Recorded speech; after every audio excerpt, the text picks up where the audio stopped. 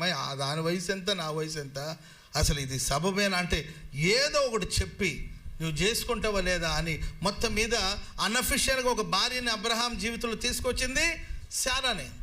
ఆ తర్వాత ఆఖరికి ఒక కుమారుడు పుట్టాడు, అతడు ఇస్మాయేలు.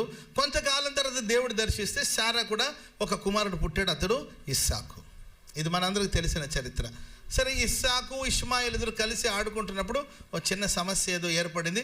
ఆ పెద్దోడు ఇష్మాయేలు పెద్దోడు కాబట్టి చిన్నోడు 2 దెబ్బలేసి ఉంటాడు. ఇది ఈ శారా చూసింది.